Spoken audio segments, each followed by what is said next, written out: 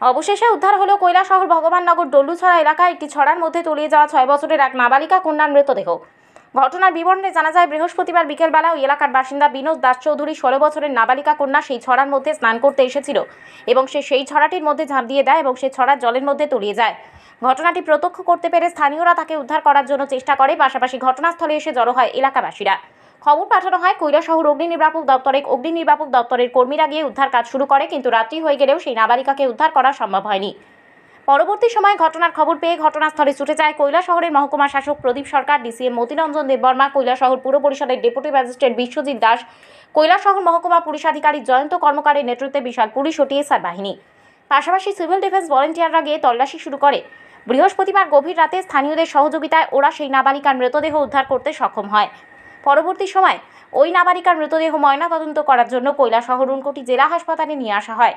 শুক্রবার দুপুরবেলা কৈলাসহর ঊনকোটি জেলা হাসপাতালে কৈলাসহর মহিলা থানার পুলিশ উপস্থিতিতে ওই নাবালিকার মৃতদেহ ময়নাতদন্ত করার পর তার পরিবারের লোকেদের হাতে তুলে দেওয়া হয়।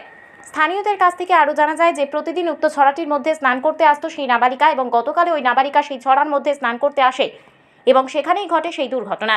তবে যাই হোক, উক্ত ঘটনাকে কেন্দ্র করে শোকের ছায়া নেমে এসেছে গোটা এলাকায়।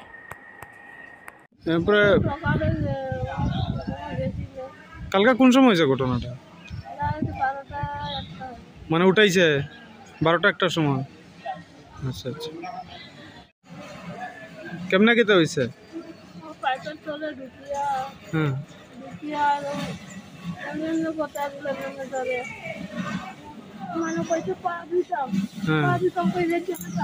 তুমি কি আসলাই নি সঙ্গে? ডেইলি কি আইতো নি এখানে? কত বছর?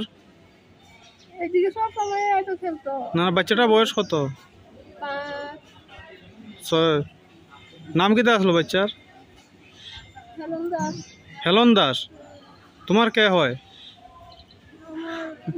তোমার নাম কি? হীরামণি গীতা। আর জামাইর নাম গীতা? বিনোদ দাস। বিনোদ না বিনোদ? বিনোদ দাস।